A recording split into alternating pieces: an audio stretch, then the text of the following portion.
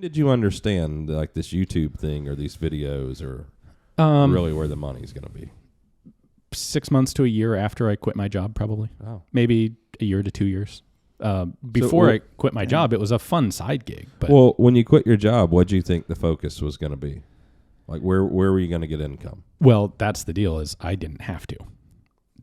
My wife saw this and thought, I think this has long-term real potential.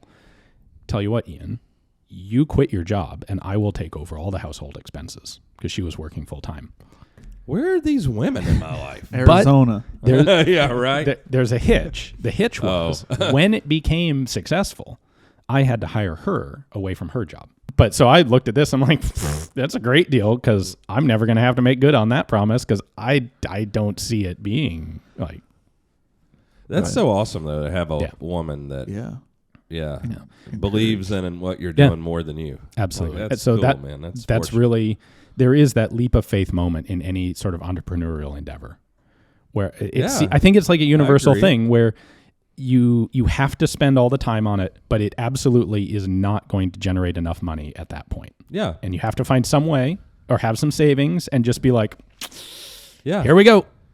I've been through it 2 or 3 times. You know, this last time it was interesting because I had with the Q the most to lose because I had more resources than I'd ever had, but I was going to have to invest more, and so it's a bigger fall. Like if I failed and lost everything, like nobody wants to go back living with their parents. Yeah. But I also got to a point in my life where I'd had some money and I'd had freedom and these things, and it was like I was talking about earlier.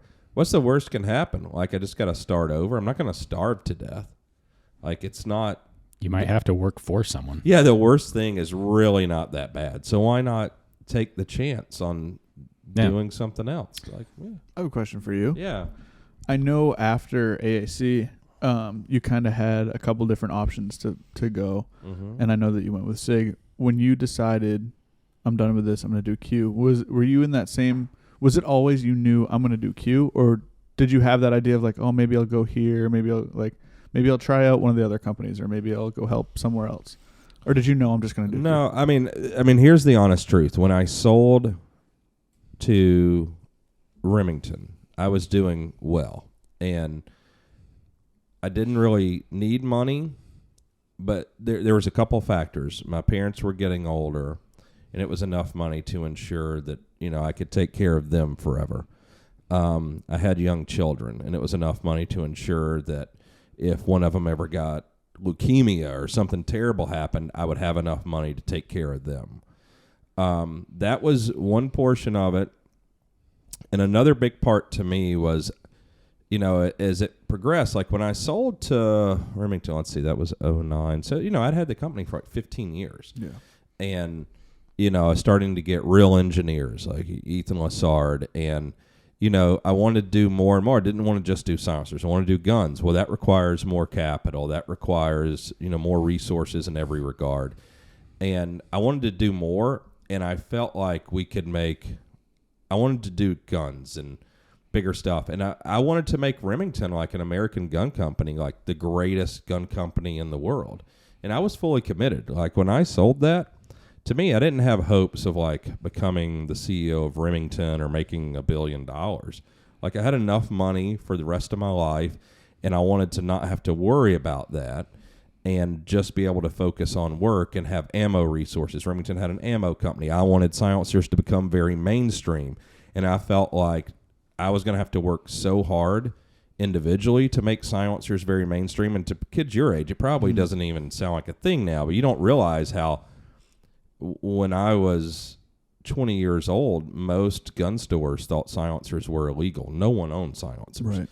And I thought a mainstream gun company as conservative as Remington buying a silencer company and helping me to push silencers, they would become very prolific. They were very close with the NRA. We could get support from the NRA because NRA fucking hated silencers back then. I mean, it was just kind of a real outcast thing. And so it really fit. And I was still young. When I sold the company, I was 34 or 35. And I wanted to do these things. And, of course, things were great for a year. And then the next year was shit. And, most people that will listen to this will know what happened. Entrepreneur sells company to giant bureaucracy and is then surprised when he has no freedom to work on what he wants to work. Shocking news at 11.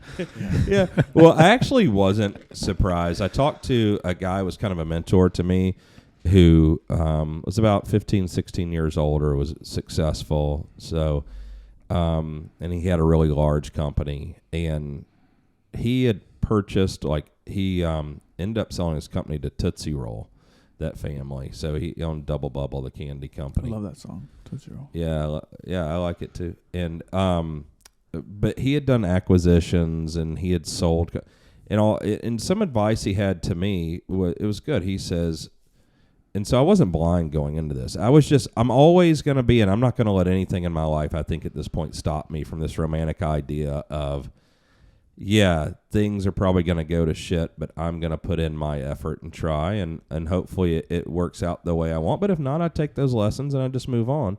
But what he said to me was, be happy. Don't sell the company unless you're happy with the money you get at the front end, because they're going to fuck you out of whatever other money. He says most likely that's going to happen, and he's like, and the more successful you are, he says that's the thing with a big company too. You have all these other executives where if you end up being very successful, they're going to hate you and sabotage you because you make them look bad. Like he knew all of this stuff ahead of time, and he told me, so it's in the back of my mind. But I was going to put forth the effort. Like, to me, I was a company man. So anyway, then when that happens, I go through that lawsuit. Mm-hmm. And I'm able to go back to work. And I felt the same way with SIG, but it was the same thing. Right, yeah. And it's like a big company. It just doesn't move. You're not as agile, and it's very frustrating. And yeah, I mean, I think at this point I understand I'm not going to go work for anyone else. But I was committed to it, and I was committed to it with SIG. I mean, I did tons of recruitment for SIG that's paid huge dividends for them right now. You think about their ammo, their military programs. So that's all people I recruited. Stood up the silencer division, essentially. Like, I know John Hollister was already there and Ethan, but, I mean, it wasn't. No, I think I hired John probably. Oh, really? Once I was there. Oh, okay. I thought John and Ethan were there at this, there, and then you went, but I'm not sure. No, I don't think so. But, the guys in the military stuff, whether it's Robbie or Lindsay, all those guys I hired. I mean, I hired Lindsay there before I even worked there. Yeah. And then Jason Imhoff for the ammo, and now they're getting the military ammo contract for that new round. I was committed, and I believed in what we wanted to do. But, it's always the thing. When I went there, I'm very transparent in that regard and upfront about these are the things that I'll do. And, Ron Cohen said the same thing. And, the guys, George Kalatides and Wally McCollum, the guys that kind of were in charge of Remington at the time, said the same things to me. And I meant mine, and they meant half of theirs.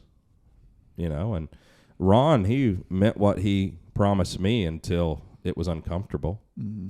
And then it's, Ron Cohen, it wasn't easy to just go back on his word. And I think it's people in general that can use the excuse of, the economy, the ownership, this or that. And, so I've tried twice, gave it real efforts, and it's the same thing from both of them, and I don't need to do that again. Do you think it would have been the same? I anticipate it probably being the same if you had gone to H&K or if you had gone elsewhere. H&K is really where I wanted to go, and that's where I was intending on going. And Ian, you might not know this, but so it was a British guy and a German guy that really owned H&K at the time. And this would have been 2012, 13, 14 in that time period. And they both lived in London. And so I was going to go there, but then it was pretty cool. I loved H&K and their guns, and live in London and then fly for basically 2.5 days a week in their private plane from London. Yeah, tough life. That seriously sounds awful. Land in Obendorf. It was so cool too because Andres, the German guy, was married to an American girl, and they lived near Heathrow. And there's an American school there. And so they lived in this big old castle thing and a bunch of land. And so the guest house, which I think had an indoor pool and stuff, and it was 5,800 square feet or something. And it was the little guest house next door. So me and my family, we're going to live in that, and the kids would go to the American school there that was down the road. But with the plane, so it was in Heathrow airspace, so you take off, and you couldn't go above 1,500 feet, and so you'd fly all the way across, like, southern England, like all these beautiful estates, and then across there at Dover, basically the channel, and then, Calais, and then you fly, like, around Paris and into Obendorf. It was, like, the most beautiful flight you could take, too, at low altitude. I thought you were going to say live in London and then commute to the United States 2 days a week. Right. Yeah. Yeah. No. Going to Obendorf. I was going to Yeah. work in Europe. And so, I spent a couple months over there doing all that. But for them, they were just servicing a lot of debt. They had made some bad decisions with the company. And I was just afraid there wouldn't be longevity there. I felt like they were going to lose the company at the time. Oh, yeah. And so I didn't want to take my kids over there. Like I really wanted to take them to London and raise them over there at least for 5 or 6 years and then go to school there and have that experience. But I was afraid that was going to be like a year or two and, like they would lose the company and I'd have to uproot my kids. So I didn't do it. Any regrets? No, I think, I was talking with Christine about this yesterday. Like, I think my only regret, like, and my kids don't listen to this, so it's fine. My only regret, I think, in life out of everything so far was marrying their mother. Like, that was like the only regret. Everything else that's happened is like, I'm cool with it. I learned from that too, but fuck, that's a lesson I didn't need to learn. But that's when you couldn't foresee. I mean, granted, you can't necessarily foresee any of the regrets in life, but like, it would be one thing to be like, oh, I regret not taking that opportunity at H&K or whatever, but the other one, you couldn't really foresee how that one was going to pan out. Well, I was talking specifically about the H&K because obviously they didn't lose their company. Right? Well, but what have they done? But they were so crippled by the interest that they were paying, servicing their debt, that they couldn't do a lot of the innovation and stuff like that. And then I also saw that you had essentially the people at H&K and Obendorf. I mean, they're such nationalists. Like, they don't like the guns being shipped to other places. They hated the fact that there were foreigners that owned H&K. They hated the fact that the German owner lived in England. And like, it was very tense. I mean, I think Germans in general are very intense, but how could we possibly predict what the outcome might be of an American entrepreneur going to work for HK of all people? I'm sure it would have been great. Everyone would have been thrilled. Roses and unicorns and rainbows. You would have gotten so much done. I think it's like a lot of other companies. The employees to some degree don't understand like what the resources is required to run something like that. And so for me, what I saw is H&K could develop a silencer division that they could sell to the rest of the world, product to the rest of the world. It was just huge potential financially, and the margins on them very good. And then also picking the stuff and developing the stuff for the U.S. commercial market, because the ownership had no idea of like the American gun culture. Well, one guy kind of did, but in the potential of that, and they didn't know what products to do there. They didn't know who to listen to. They didn't really trust H&K USA. It didn't seem to me. Yeah. So I thought there was huge potential to do a lot of good for the company and for me to make an impact. And it would have been great, in my opinion, for the U.S. gun market, because the very first thing I wanted to do was the MP7 over here. Yeah. Well. And one thing that kind of, and Wayne touched on it, in our podcast was, that was kind of developed and marketed as a, armor piercing, that little 4.6. Mm-hmm. But, the things that I wanted to do, build the G36 over here. Right. And have that be a commercial gun. There was just a lot of things that seemed to make sense that I think in hindsight would have been very successful and great for the company and the American gun buying public. Here's my hot take. Nothing will ruin the MP7's reputation more and faster than a semi-auto American civilian MP7. That's probably true. But what reputation do they have? Well, they're amazing. Everyone would love to have one because they're so cool. The people who didn't carry them think they're the greatest thing that's ever existed. I mean, I love the gun, and I know it's either the most or second most reliable machine gun H&K's ever built. I think the G36 was the first, wasn't it? Yeah, it's. I don't know. I don't remember now which one was it. I think that the MP7 might have been number one. Yeah, maybe. But there's so many cool things about the gun. But it's one of those things where you design for a specific requirement, then it's probably not going to. There's a potential of it not doing a lot of things very well, and I think that's a good example. Look at the P90. Like the P90. Look how successful that thing was commercially. Exactly. Similar idea, like gun, like caliber wise, all that. And it blew up in the US. Even with the stupid, ugly, long barrel, it still blew up. I think they were doing, I don't remember the numbers, but like, I'm going to make it up, but I think it was like 30,000 guns a month at some point they were selling on the U.S. commercial market. A Gunquit Police Department, that is they don't carry M4s, they carry P90s. Yeah. It's weird. Duluth, right outside of Atlanta, Duluth PD had the 5.7 pistols and the P90s for a while. Yeah.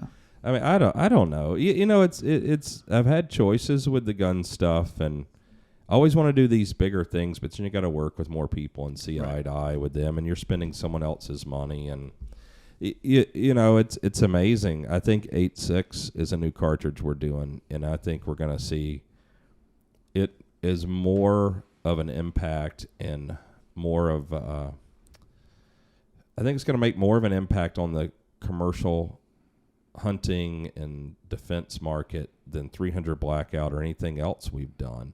And I don't think even after commercializing, doing 300 Blackout, getting adopted by the military, see the box lid there. But I still don't think I could, if I worked at a major ammo company or gun company, I couldn't get them to do that. So I think it's like stuff I got to fund on my own. It's okay. I don't know.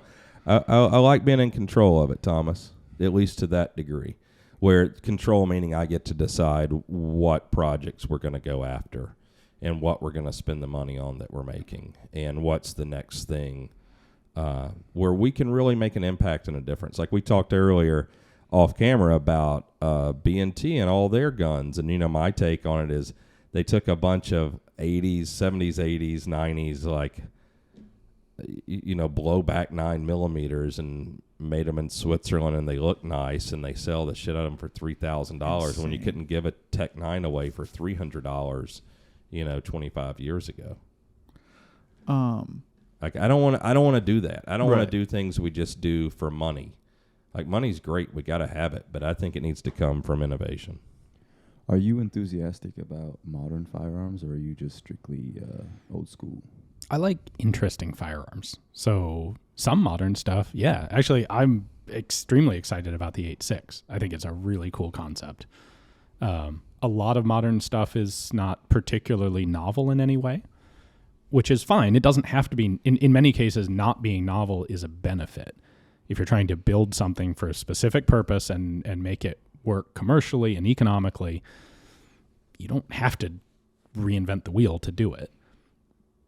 And those can be very successful guns, but they're not the ones that really interest me all that much. So do you like that machine gun that's in like a briefcase where you're carrying it around? It's got a little, like, it's got the muzzle sticking out the side of the briefcase. And you're going to have to be way more specific. There's like a bunch of those. There's a bunch of those? Yeah, there's a bunch of those. Thomas doesn't really know guns that well. They're neat, but kind of terrifying.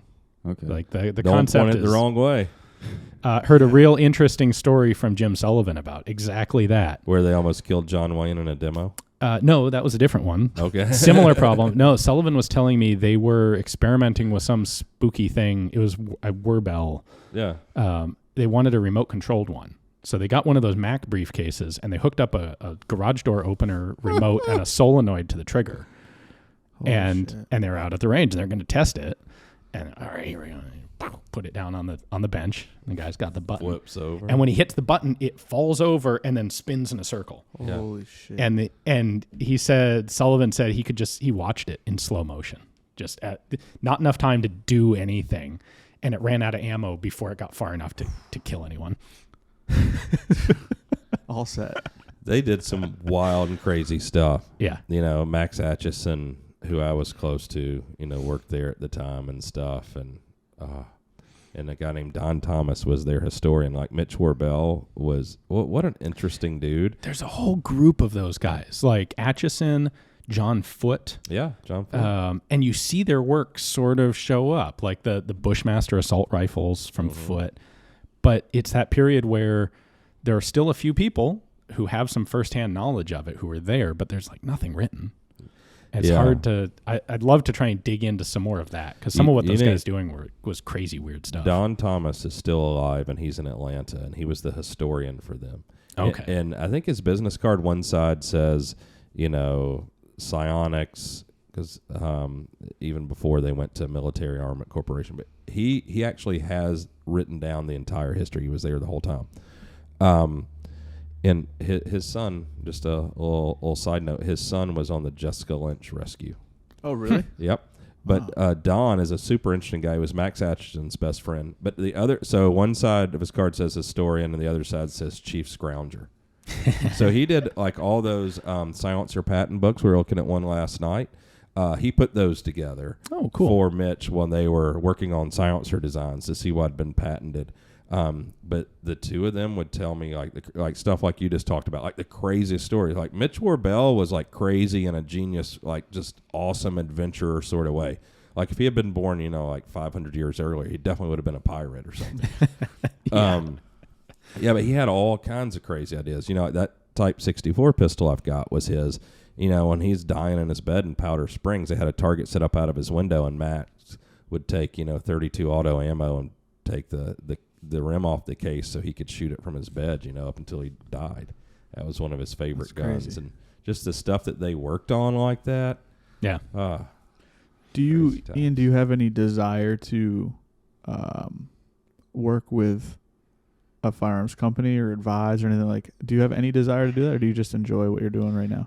I enjoy what I'm doing now. I get a lot of people who ask me like, "Oh, you should totally design a gun." Wow. Like you've seen so many of them. If only it were that easy. And yeah, my answer to that is I've seen enough of these stories that I know how hard it is and how likely it is to succeed. Yeah.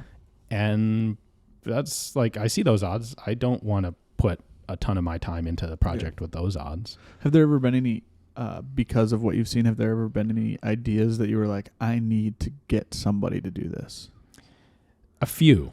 Honestly, one of the biggest ones is Neofitu, that South African guy. Like, he is criminally underappreciated and just in a bad place for any of his cool ideas to get to a market. Yeah.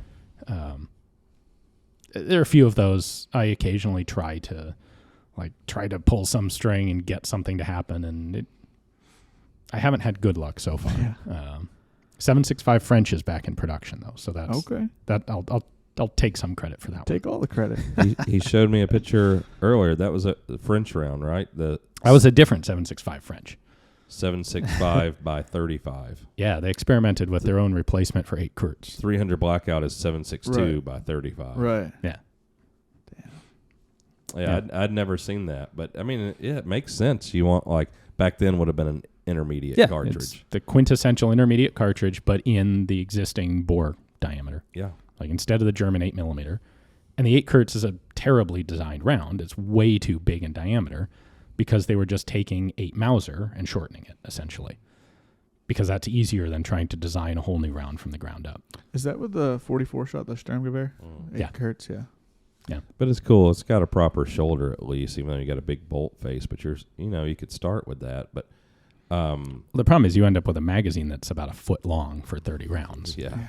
Yeah, it's a real taper.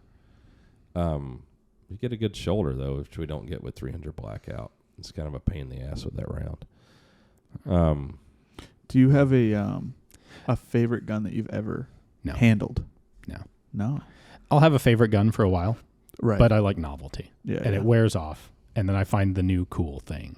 I guess is there a gun that you finally got your hands on that was very much like, whoa, this is a big deal? FAMAS. My FAMAS, yeah. Yeah. And the other thing about the FAMAS is usually if there's a gun that's hard to find and they're rare and they're exotic and they're cool and I'm interested in them, there's usually a very good reason that it's not common. Yeah. It usually is actually terrible somehow. Yeah. And the FAMAS was really fun in that it's actually a great gun. Yeah. It's limited in today's environment because there's no good way to put optics on it. But if you were to tell me to pick an iron-sighted intermediate, assault rifle, I would take the M16A1 first, but the FAMAS probably number 2. Really? Yeah. So you don't mind the bullpup ergonomics? It balances beautifully. How's the trigger? Not bad by bullpup standards. Right. Frankly, compared to a lot of the old mil-spec M16s, it's pretty comparable. Yeah. Completely ambidextrous. You can swap the bolt, the ejection to left-handed without any spare parts. Oh. Yeah. Everything you need to swap it is already built into the gun. You literally, so the inside of the bolt face is a removable part, and it's got an extractor and a dummy extractor. And you pull the thing out and you swap the two, and then there's a cover plate on the receiver. Swap. So, or on the butt plate. The receiver itself has 2 ejection ports cut, and then the plastic butt plate covers one of them. And you just swap the cover to whichever side you want. The safety's ambidextrous, the charging handle's on the top and ambidextrous. Is the extractor in the same place, or are there 2 extractors? There's 2 extractors, 1 ejector. The ejector is 6 o'clock, and the extractors are like 10 and 2. Huh. Yeah, it's recoil impulse is nice. The handling is beautiful. The iron sights are really good. Like, I took that thing to a practical match, and I was making mini IPSC silhouette hits at 400 meters in open terrain with it, with the irons. The bipod on that thing is free floated. Oh, yeah. That's not something you realize until you pull it apart. And you're like, there's this receiver extension that supports the handguard and in turn supports the bipod. And it's mounted essentially to the chamber. And the barrel's free floated inside that thing. So you can load the bipod on the FAMAS and not mess up your point of impact. Expensive gun to build, I imagine. Yes, I think largely because of where it was made. Like, if you'd given it to like the Brazilians to make, it would have been fairly cheap. But you're talking about making it in France in the 60s, 70s. Cost of labor is high. Yeah. That's the thing. Like, when there was a period of time when FN owned Saint-Étienne. And that's the reason that there are no real commercial, like no military exports of the FAMAS, is that the corporate group that owned FN bought Saint-Étienne. And so then they've got two rifles that fulfill the same role competing against each other, the FAMAS and the FNC. And the FNC was the much more economical gun to make. Cool. And so they essentially just killed the FAMAS. That's not the part of Saint-Étienne they were interested in. And they didn't want it competing against the FNC. Well, they didn't have great success with that gun, did they, the FNC? It's like the AK-5, the Swedes. Yeah. I mean, they sold a lot of them. Like, if you weren't comparing it to the FAL, it'd be a very successful gun. But compared to the FAL, you're didn't know that many countries had it. Well, it's a few countries, but then there were 2 or 3 countries that made it under license, and the countries that did buy it bought like 50 or 100,000 of them. Oh, wow. Yeah, that's a lot. Oh, yeah. It's in heat. And there's that. Oh, yeah. Spell. Yes. No, they sold one to the LAPD, apparently. Oh, really? Well, that. Oh, yeah, that one. Yeah. Is it Al Pacino's? Yeah. Pacino's character has the FNC. Okay, so doing the videos, how do you? So you and James Rupley do books now. Headstamp Publishing. Yep. So how'd you guys meet? I actually met James when I started doing some work for Vickers Guide. Yeah, so he does all the photography for Vickers Guide's book. Oh, it's incredible what a photographer he is. Unbelievable. And what happened was I was helping Larry Vickers on, I think it was the first volume World War II German. Because I know some stuff about some of that. Mm-hmm. And so they hired me to write some sections of the book and to come help do the photography. Because having done it now especially, there's a lot of physical effort that goes into actual gun photography. Oh, yeah. Of moving the guns in and out, up and down. We're doing a lot of volume of photography in a day or two. And there was also an element of I'm helping to advise on what do we want detailed pictures of. Right. Yeah. Right. So part of the deal was I'm going to get paid by Vickers Guide. I'm going to come help write some of the book, and I'm going to help out with the photo shoots. And so I'm sitting there on a photo shoot with James, and this is about the time that I've started writing my own book on French rifles. And at the time, my goal was I want to have a book published by Collector Grade. That's Collector Grade. That's my bucket list thing. What's the most prestigious publisher in this field at the time? Yeah, collector grade. Yeah, Like, I mean, that'd be, behind you, there's several. Yeah, can you imagine a better group, like a more prestigious group of authors to be in? Like it's No, for our industry, yeah, I mean, they've been... Dolph Goldsmith and I have the same publisher, you know, that kind of thing. What a nice guy. But Blake Stevens dies. Yeah. And I talked to some of the other publishing companies, Schiffer and Wet Dog, Anthony van der Linden, and just none of them are a good fit. Like van der Linden's not looking for new books. Schiffer maybe, but like I kind of wanted to do something fancy, something really cool, high quality, like a Vickers Guide. So I'm griping about this to James while we're doing photography, and it occurs to us, something looks beautiful. Who made that book? That's an amazing looking book. I did. No, so this is you guys. Yes, that is. Oh, here's the camera here. I was thinking it was over there. That's our second book. Yeah. This is the second one? Second one we published. That is written by Jonathan Ferguson, who is the keeper of arms and artillery at the British Royal Armouries, which is definitely the best job title ever. Yeah, that seems important. Yeah. So there's some HK stuff. Yep. So anyway, we're talking about it, and like it occurs to us that I'm doing a manuscript. James is doing photography. James has the knowledge infrastructure of how to do book publishing. Like, why don't we do this ourselves? You see this gold on here? So cool. You just don't get that everywhere. Exactly. Oh, so cool. Spine hubs. Like, I love it. I'm really happy with what we've put together. But it occurs to us, like, I don't need to use a publishing company. Like, we can come up with our own. We'll just make our own. Strippers and Coke, right? Yeah. That's not what you named it, though. No. And we also have Nick Jensen Jones, who got involved with us as an editor. So we have basically... Where is he from? He is Australian. I don't know him. So what makes him an expert? He is a modern small arms researcher, and he's done a lot of conflict zone small arms reporting and research. Okay, yeah. Like, you want to know what guns are being trafficked in Libya during the Libyan Civil War. Nick's big in on that. Nick was our editor for this book. Nick did a lot of the editing on Chassepot de Famas. Very talented. So the three of us together, between us, we've got all the skills to make I think we should have called it like literally the world's best publishing company. Would have been a great title. Yeah. That's what I would have done.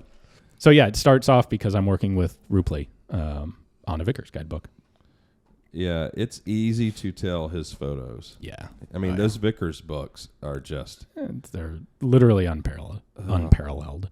Yeah, the quality of them. And then these books, I love what you guys are doing with, just a fancy, and old-looking book. I don't know why no one else bothers to do them, but you can make a book that has great info and great pictures and just good production quality. Yeah. So it's great. So you guys started doing that, and you've done series of stuff, or you're working on it. Yep, we have. So what all is there so far? So we've got Chassepot de Famas, which was mine. Our second one was Thornycroft SA-80 there, British Bullpups by Jonathan. Third book is Pistols of the Warlords, which is on Chinese Warlord era domestic handguns that are just... I got to get that one. So much weird. Yeah. So I'll give you the scoop. I have just heard yesterday evening, I think those books are shipping from the printer next week. Now, when this publishes, I'm not sure. They may have already shipped by the time people see this, but so that'll be available as soon as it gets over here. So COVID has affected all that, just like everything else in the world. Yeah. When people complain about supply chain nonsense, I totally understand now. Yeah. Like, we tried to publish that book in the U.S. initially. You did? Yeah, Chassepot de Famas we published in the U.S. We went back to that printer and asked them for a quote for the Warlord Pistol book. And they declined to even give us a quote. They didn't even want to try it. Through our agent trying to find other printers, we determined that there is, in fact, literally not enough paper in North America for us to print that book here. Mm. So we just sent off to the printer our fourth book, which is on Japanese imperial swords. And that book, we have a 5-month wait to get the paper to print it. Wow. It's so strange. When we did Chassepot de Famas, these kind of issues would have been this isn't conceivably a problem we're going to run into. Like, really not enough paper.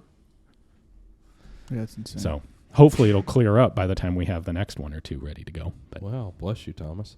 Well, So- how do you guys pick? Because, I mean, that's some pretty obscure stuff, some of those. Yeah, absolutely. Some of it is what I personally am interested in. Yeah. That's the French and the Chinese Warlord pistols. We had the Warlord pistol book was spurred by having access to a huge, like the best worldwide collection of those pistols. So there's a guy in the U.S. who spent 35 years collecting Chinese Warlord pistols. Like he would literally buy every single one of them he ever found. How many? I didn't even know this was a thing. How many warlords were there? Yes, Well, there were a lot of yeah, Warlords. Can you was- explain that this Warlord pistol? Okay, so short version is the Qing dynasty, the imperial dynasty in China runs until 1911 when there is the Chinese Revolution, which is intended to like westernize China. In fact, Sun Yat-sen, Dr. Sun Yat-sen, one of the original guys who ran the revolution, American educated, huge fan of the U.S. Constitution. He wanted to turn China into a country on the model of the United States. He did a great job. He did a decent job. The problem was power corrupts.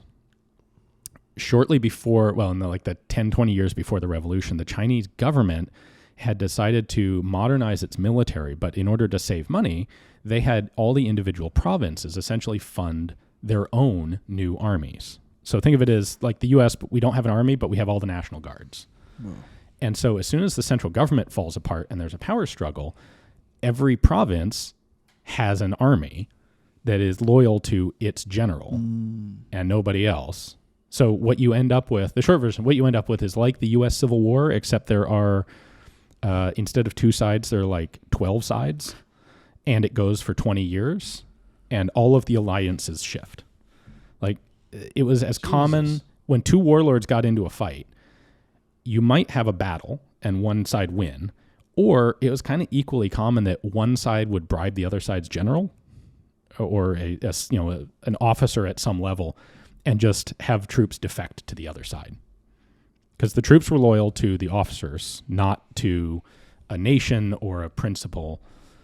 And it's an incredibly complicated period of time to try and study. It's like street gangs on a bigger level. Exactly. Yeah. It's like street gangs, but they have arsenals.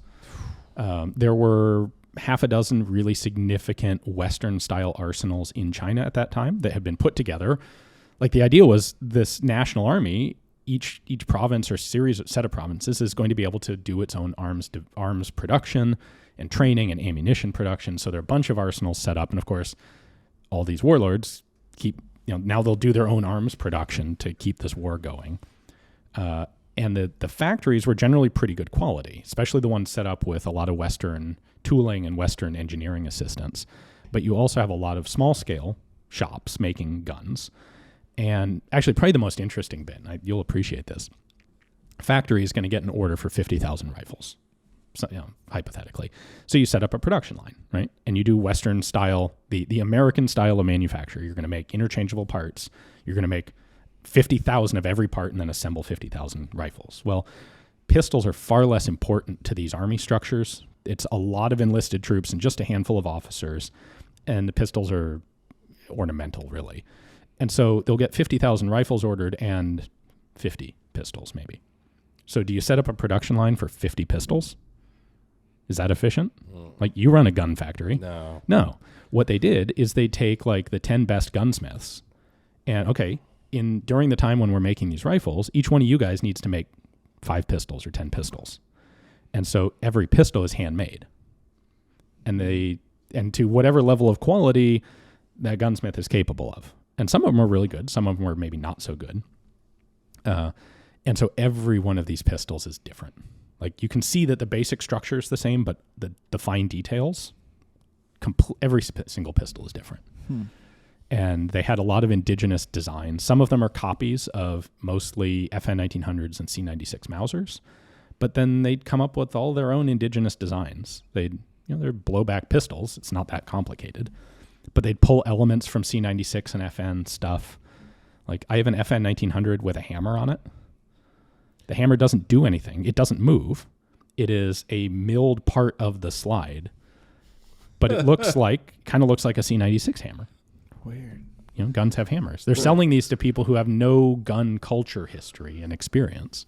Well, how many of these pistols has this guy collected? He had somewhere between 250 and 300 of them. And that was the bulk of what we photographed for the book. There were a couple other smaller collections that I was able to handle or at least get pictures of, including a couple of small ones in universities in China. And that was what I was able to determine from the other collections is this one guy's collection encompassed everything. We have basically no records about any of this stuff. We don't know exactly who, when, where, or why, or who they made them for, that kind of thing. But I know that there are basically no major types of Warlord pistols that are not covered by this guy's collection. That's cool. It's so interesting. Yeah. So ridiculous. And so I've got access to this collection. We're like, this is a book. This collection's going to disperse, and it'll probably never be assembled together in the same place again. Nobody knows anything about these guns. We don't have records, but if we do essentially an art catalog with the information that we can put together. Sort of an archive that you guys build and put together. With that many of them, you can categorize the guns. Where normally you're looking at 1 or 2 or 3 or maybe 10, but even with 10, you don't have context. You don't know if what you're looking at is common or uncommon. And what we were able to do is divide the Chinese domestic designs into like 6 or 7 specific models. And you can see the similarities. And now you can take any one gun that you run into by itself and you can say, oh, this is type fits C. into this category. Right. That's interesting. That's cool. Because I had no idea about any of this. No, initially when you said Warlord pistols, I'm thinking of similar to like the Mexican cartels where they're taking guns that already exist and they're just decorating them essentially. So there's like 15 or whatever, but not in the full-scale production side. That's crazy. I wish I had a preprint copy here I could show you. But no, I can't wait to get it now. It sounded ridiculous to me when I heard, but I was like, oh, it's a cool title. There'll be some cool stuff in there. Yeah. I'll get it. But now, understanding that's what it was and was going on. Yeah. So that's our third book. And that's one that I put together because I had access to the stuff and I found it interesting. Thornycroft is a manuscript that we got from Jonathan. Mm-hmm. Like he is a British firearms curator who's interested in guns. He wrote that book and we published it. Yeah. So this is it says on the title or on the cover there, British Bullpup Firearms. Yep. So that was an interesting road that they took and how it's ended up, in the end with H&K doing all the refurb of all that and developing stuff for it. Yeah. So fourth book is Japanese Swords. That's another one that we got the manuscript from a serious collector of Japanese imperial swords. Yeah. So those are our 2 sources, like either for Headstamp, either I write it or it's a manuscript submission we get from someone on the outside. So we can't always predict what our subject matter is going to be. I find it more interesting because, like your book on French firearms, that's something that I got to have. But if you did like 12 books on French firearms, right, I probably would lose interest, honestly. Hold on, I need to change. I was planning on the others. So, but doing all just the variety of interesting stuff. But I think it goes with what you were saying and what your interest is in firearms. Probably why your YouTube channel is so big. It's like you have the book, I'm sure, Firearms Curioso. Oh yeah, yeah. So just like all of these odd things, but taking that on a bigger scale to all this weird stuff that's been done in firearms. But what you find and what you'll find in here is what I want to know. Okay, how did they end up here? Like, where did you start and how did it end up? And it produces all kinds of odd things. Yeah. But understanding the reason why or what the requirement was or how it changed. So often there's some piece of the story that you're looking at a gun and you're like, why on earth did they do this incredibly stupid thing? Well, there's almost always context for it. Yeah. Like, why did they get HK to rebuild all the guns? Well, British Aerospace owned HK. Yep. It was a British company, not a German company. Your metal HK mags for the 416s, that's where they came from. They did steel mags because I think, isn't this true? Like the SA-80, it's like the mag sets a little too low. Well, the mags were made by Radway Green, and I think they were made out of like recycled pie pans. They are the crappiest. AR mags you've ever seen. I'm trying to think. Yeah, There but was HK doing steel, even though they're heavy and all, because in the steel you can make very thin, so you can get the presentation of the rounds a little bit higher, which help with reliability. So then I think they just use those for the 416 because they developed those mags already. Yeah, they spend all the time on a reliable, good magazine. As long as you don't leave it in the rain and let the follower rust to the body. Oops. Yeah, that's a problem. Steel mags, the aluminum mags, I like. I can't remember what I'm thinking of. It was a British-made steel mag that there was some sort of controversy with import over here. I'll find it at some point. I'll find it. And Is this like Mustangs of New Jersey? No. I'll find it. Yeah. So I mean, just all that stuff is fascinating, and to me, I like that it's, because I, and I haven't seen your collection, but like my collection, yours is probably similar. I have everything from like, 150-year-old knife pistols to belt buckle pistols to belt-fed machine guns to 20-millimeter tank rifles. Like, I just love firearms. I don't care. My collection would absolutely bore you to tears unless you're really invested in Berthiers. I've got a lot of Berthiers. So it's really just the French rifles. I mean, no one cares about French rifles. Well, they will. Would you making books about it? I mean, you start talking. But another part is what we said earlier is as the environment's really changed and the collectability, whether it's the ammo or the firearms and the prices. If you, I like all guns. It just doesn't matter. So for me, if it's ones that I can afford, well, that's way interesting than just looking at pictures of guns. Like if I can afford, because I mean, I collected throughout like the early 90s, all of the military surplus bolt action rifles that I could get for under $100. Nice. And that was just for me. If I was ever anywhere and there was a good example and it was under $100 or less, I just bought it. And I knew then, well, I don't care about, like whatever it is, this Polish rifle now, but I might in 20 or 30 years from now. And it's like, I'm not going to miss $100 long term, right? But I can get, like a military firearm. Like that's a pretty cool thing. So I have like a bunch of that. And my son, from the time he was just 4 or 5, he loved World War I and World War II stuff, where I never really cared that much. And that stuff, I'd take him to gun shows. He's 6, 7 years old. And that's all he wanted. Like he would want a Mauser or, just whatever it was. And he'd find some bolt action military rifle he thought was cool that he'd seen, in a movie or something. And that's what he would want. Way easier than buying machine guns. Sure. Yeah. So I ended up with a lot of that stuff. And a lot of it I don't know much about still to this day, but I've got them and they were affordable. But the Curioso stuff it's always intrigued me too. The disguise guns, like all of this stuff, I just find fascinating. But okay, so with this said, so James reached out to me about a silencer book, and I guess he'd probably talked to you ahead of time. Mm-hmm. Okay. And so why did you guys think that the silencer book would be interesting to people? What's your opinion on that? To me, the fundamental core of what makes that book interesting is the variety and completeness of your Maxim silencer collection. Oh. Maxim he invented the thing. Like literally he invented the silencer. He invented the silencer that's on the back of your car too. Yeah. And he's the one who put him on your car. And there's just nothing written about those. Oh, yeah. We photographed some for the book that I have, I think. Yeah, some actual Maxim industrial engine mufflers. Yeah, for some of the first Ford automobiles. Yeah. But there's nothing written out there. It's such a fundamental part of firearms history, or a foundational part of firearms history, but no one knows anything. So let's find out more, and then let's take that through. I think what we're going to primarily cover are technological developments in silencers, which frankly there aren't that many. No. And then military application of silencers. And we've kind of got a series of general eras. And Maxim is the first. Maxim originates it. And then the Maxim era pretty much ends with 1934. Yep. When the NFA puts a $200 tax on what was essentially a $2 to $8 item, it's dead.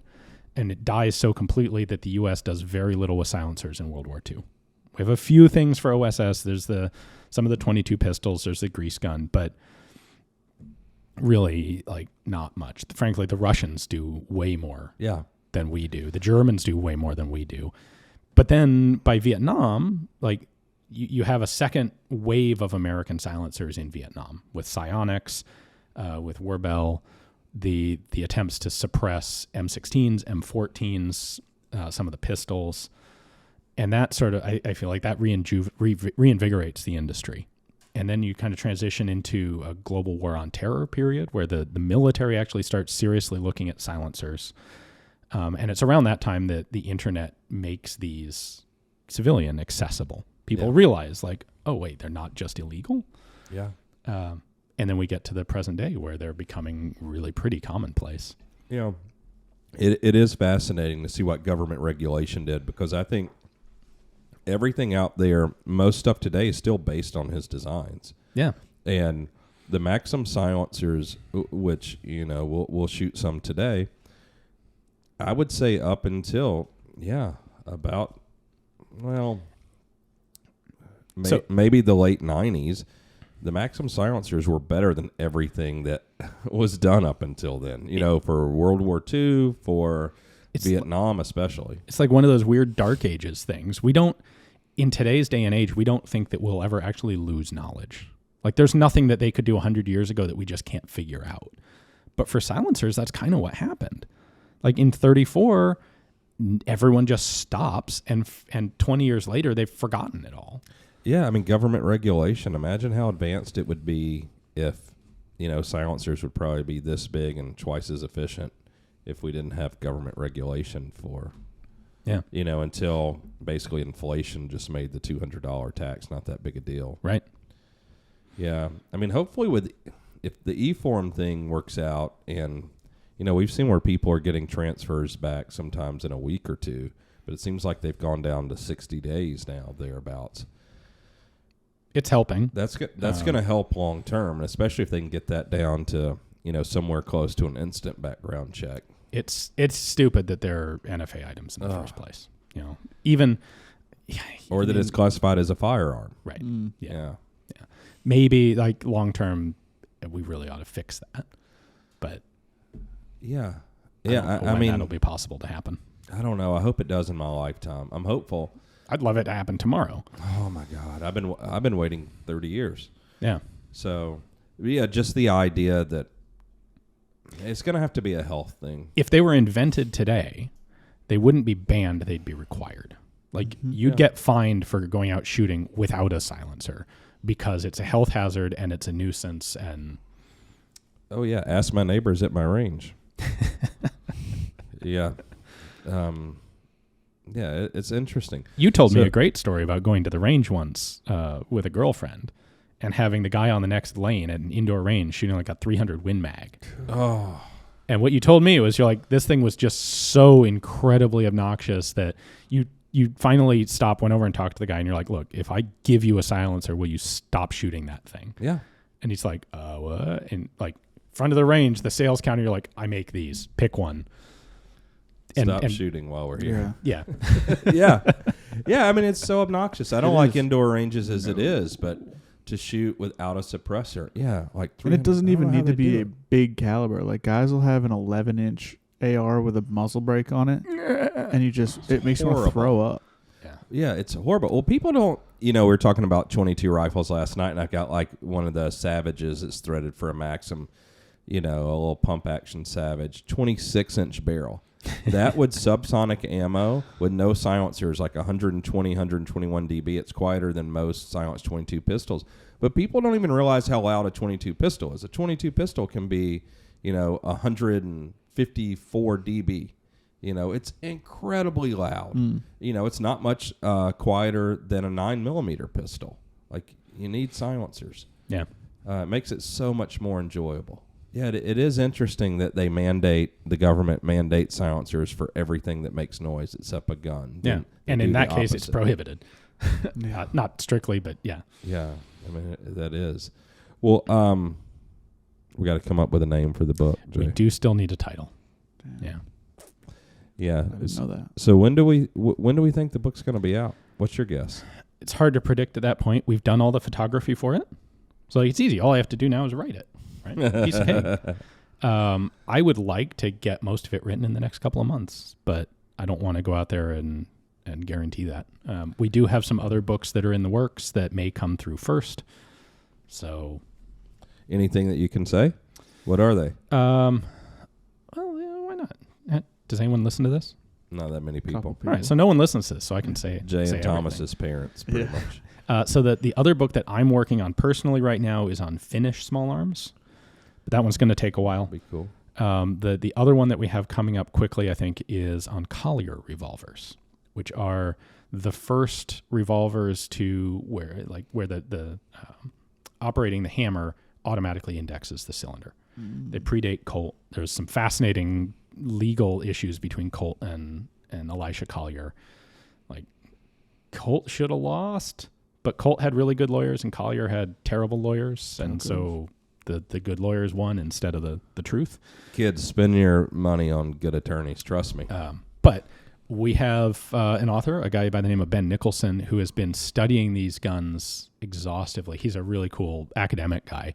He's been studying them for years and years and years and has a fantastic manuscript. It will be the last word on Colliers. We're looking at, I think it's going to be 2 volumes and about 700 pages. Oh, wow. Yeah. Yeah, huge. A lot of content. Yes. Someone that's passionate about that. And massively well-researched, academically stringent, really good content on some really interesting guns that people aren't very familiar with. So that's the other one that's like, the thing's written, it's just in the editing process right now, and we'll see how the timing works out between that and the Silencer book. I'm excited about that. Yeah.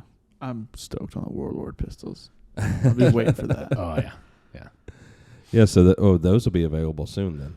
Yeah, Warlord gun pistols books. We did the pre-sale an embarrassingly long time ago now, but we're probably looking at, I expect about 2 months on the water for them to get here. So late summer, early fall, we should be shipping those. Nice. So we'll make a formal announcement once we actually have a specific delivery date, which hopefully will be in a week.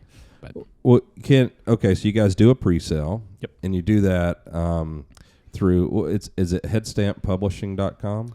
Headstamppublishing.com is our website. When we do pre-sales, we'll do a month-long pre-sale on Kickstarter. Once the Kickstarter campaign ends, we still offer the books for pre-sale on our website, but there are usually some discounts and some special offers on Kickstarter. Yep. So you can go right now and still order a copy of Warlords, and as soon as they arrive, you'll get it shipped in the first batch with all the pre-orders. I got to do that. Yes, you do. That's cool. That's a cool one. Yeah.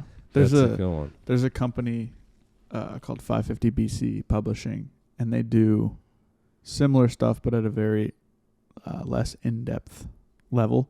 But I've got a couple of their books, and the guy's done really cool stuff with like the favelas in Brazil, the guns that they're carrying around. He most recently did one. There was a full magazine, a fully loaded 9mm pistol in a federal prison in the United States, and the prisoners were filming it on like smuggled in cameras and stuff and racking rounds, and he did a whole video series on it.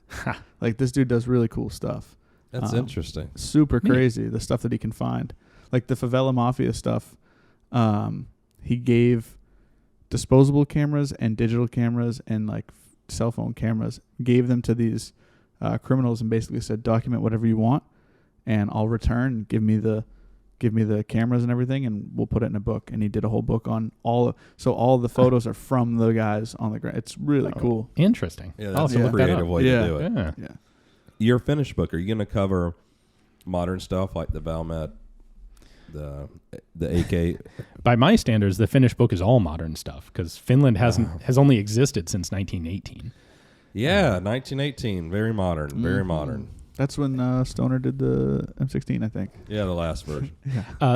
Coverage is going to be, I'm going to do rifles, pistols, submachine guns, light machine guns. So everything. Everything. It's going to be, now Finland used like every gun on the planet.